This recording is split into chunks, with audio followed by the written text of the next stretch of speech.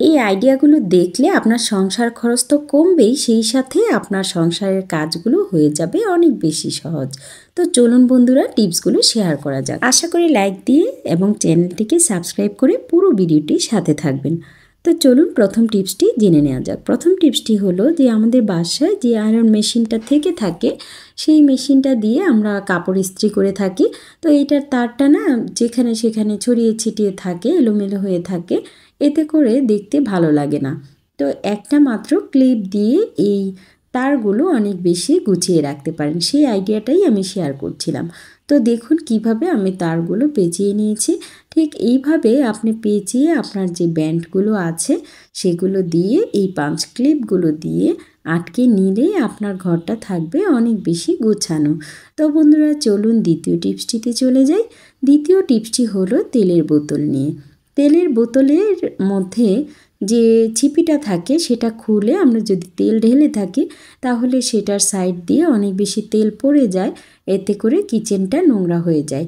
তো আজকে এমন একটি আইডিয়া শেয়ার করব যে আইডিয়াটা জানলে আপনার কিচেন থাকবে অনেক বেশি পরিষ্কার।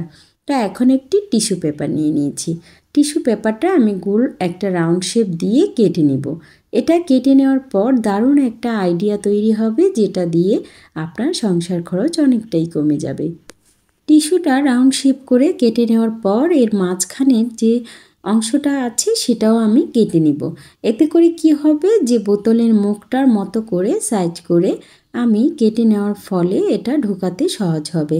এখন এই কাটা টিস্যুটাই আমি এই বোতলের ছিপির মধ্যে লাগিয়ে নিব। এটা লাগানোর ফলে কি হবে এখন বুঝতে পারছেন বন্ধুরা। তেল ঢালার পর এর যে ছিপির নিচের অংশ সেখানে কিন্তু তেল পড়লেও কিচেনটা নষ্ট হবে না, এতে করে অপচয় হবে না, টিস্যুতে যে তেলটা পড়বে সেটা চেপে নেওয়া যাবে। এবার চলুন দারুণ একটা আইডিয়া শেয়ার করি ফেলে দেওয়া জিনিস দিয়ে। আমাদের বাসায় ফল নিয়ে আসলে ফলের যে ওপরে এই অংশটা থাকে সেটা কিন্তু আমরা ফেলেই দিই।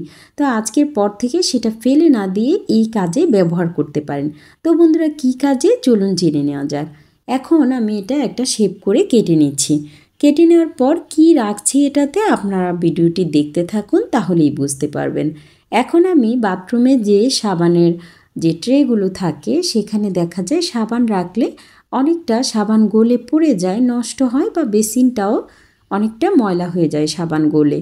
তো এভাবে যদি আপনি সাবানটা রাখেন এটার উপরে, তাহলে সেই অপচয়টা কোনোভাবেই হবে না। এবার দারুণ একটা আইডিয়া শেয়ার করব, যেই আইডিয়াটি হয়তো আপনারা আগে কখনো দেখেননি, আর যারা দেখেছেন তারা কিন্তু অবশ্যই জানাবেন। আমরা ব্যাগে বাসা থেকে বের হওয়ার পর ব্যাগে চাবি নেওয়ার পর দেখা যায় বাসায় ফেরার পর চাবিটা কিছুতেই খুঁজে পাই না। ব্যাগের অনেকগুলো চেম্বার থাকে, তো কোন চেম্বারে রাখা হয় সেটা খুঁজে পেতে অনেকটা কষ্ট হয়। তো আজকের পর থেকে কোনোভাবেই সেটা হবে না। একটা বড় সেফটি পিন নিয়ে নেবেন, সেফটি পিন নিয়ে সেটা ব্যাগে গেঁথে নেবেন, তারপরেই কাজটা সারা হয়ে যাবে। এখন এই তো দেখুন এই সেফটি পিনের মধ্যেই চাবির রিংটা ঝুলিয়ে রেখেছি, এতে করে যে কোনো সময় আপনার এই চাবিটা খুঁজে পেতে অনেক বেশি সহজ হবে। এই আইডিয়াটা যদি ভালো লেগে থাকে তাহলে আপনি লাইক দিয়ে আমার চ্যানেলটিকে সাবস্ক্রাইব করতে পারেন, আর যদি বেশি উপকারী মনে হয় চাইলে সবার সাথে শেয়ার করতে পারেন, আর ফেসবুক থেকে দেখে থাকলে চাইলে আপনারা ফলো দিতে পারেন।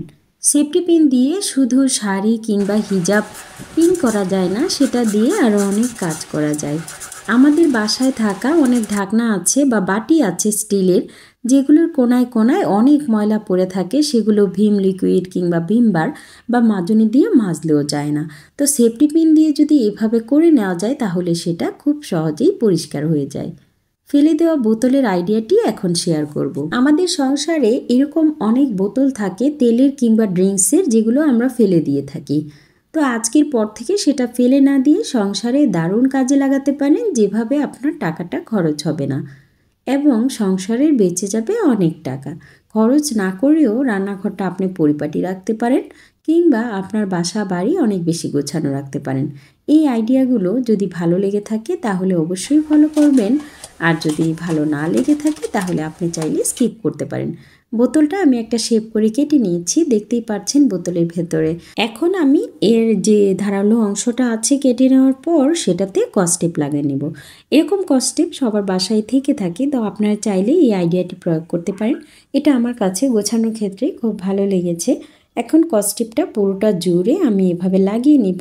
এতে করে বোতলের ধারালো অংশটাতে হাত কোনোভাবেই কেটে যাবে না বা আরাম বোধ করবে এটাতে যে কোনো জিনিস রাখাতে।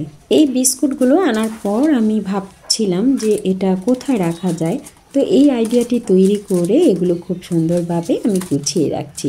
আইডিয়াটা কেমন লেগেছে অবশ্যই জানাবেন। আপনারা চাইলে এভাবে আপনাদের কিচেনটাকে গুছিয়ে রাখতে পারেন। এইভাবে যে কোনো জায়গায় রেখে দিলে যখন যেটা প্রয়োজন নিয়ে নিলে অনেক বেশি সহজভাবে আপনি এই কাজটি সারতে পারবেন। পরবর্তী টিপসটি শেয়ার করছি। পরবর্তী টিপসটি হলো যে ছোট যে 1 পোয়া সাইজের বোতলগুলো আছে সেগুলো কিন্তু ভুলেও ফেলে দিবেন না। এটার মুখের অংশটা কেটে আমি কি করছি দেখুন, তাহলেই বুঝতে পারবেন যে এটা কত উপকারী। এই মুখটার ছিপিটা খুলে নিচ্ছি। এখন আমি বলছি এটা দিয়ে কি কাজ করব। আমাদের বাসায় অনেক সময় কাপড়ের ক্লিপ খুঁজে পাওয়া যায় না, বিশেষ করে যাদের বাচ্চা আছে বাসায় তাদের ক্লিপগুলো একদম হারিয়ে যায় বা পড়ে যায় বা বাচ্চারা ফেলে দেয়। তো এইভাবে বোতলের ছিপিটা লাগিয়ে নিলে কাপড়টা কোনোভাবেই পড়ে যাবে না বাতাসে। এতে করে আপনার কাপড়টা খুব বেশি শক্ত হয়ে লেগে থাকবে আরেকটার সাথে।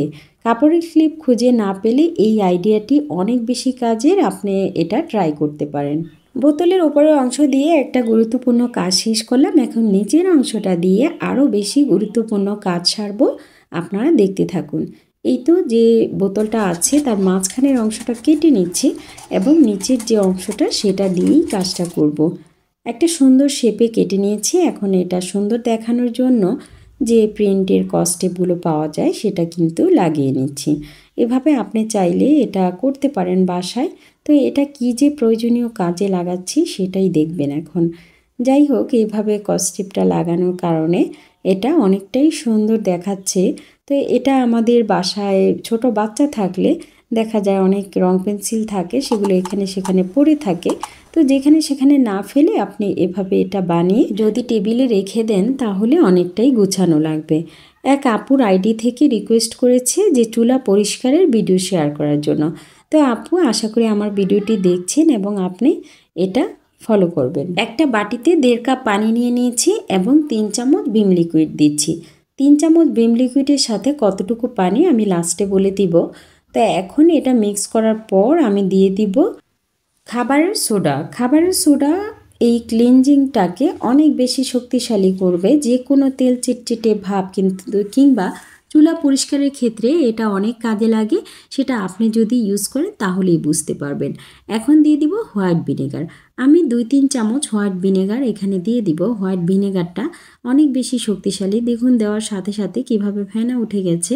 এই ক্লিনজিংটা আপনি বানিয়ে রেখে দিতে পারেন অনেক দিন। এটা স্প্রে করে যে কোনো তেল চিটচিটে ভাব কিংবা চুলা পরিষ্কারের কাজটা শেষ করতে পারেন।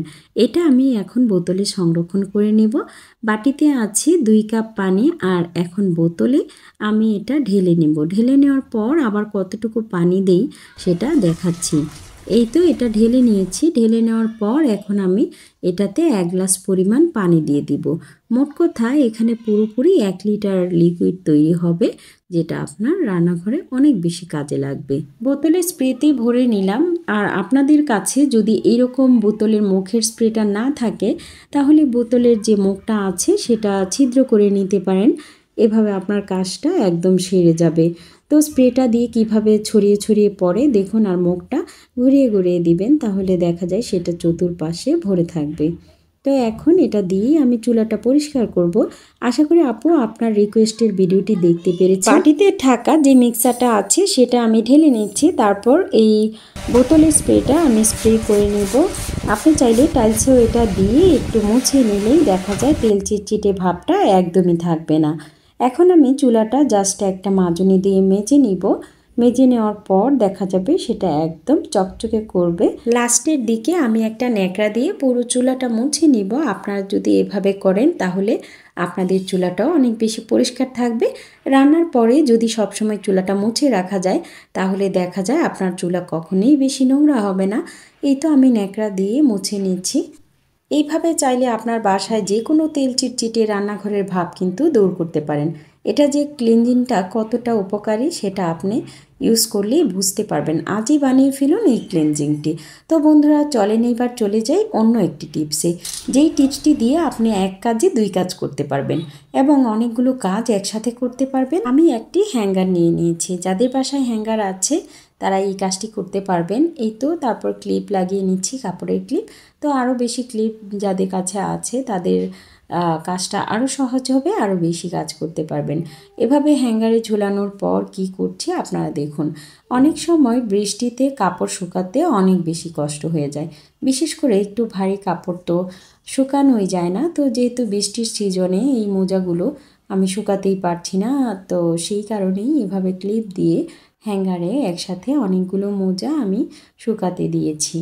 আপনারা চাইলে এভাবে আপনাদের যে কোনো ছোটোখাটো কাপড় এভাবে দিয়ে শুকাতে পারেন। এই আইডিয়াটা কেমন লেগেছে অবশ্যই জানাবেন। আজকের আইডিয়াগুলো থেকে কোন আইডিয়াটি আপনার বেশি ভালো লেগেছে সেটা অবশ্যই জানাবেন।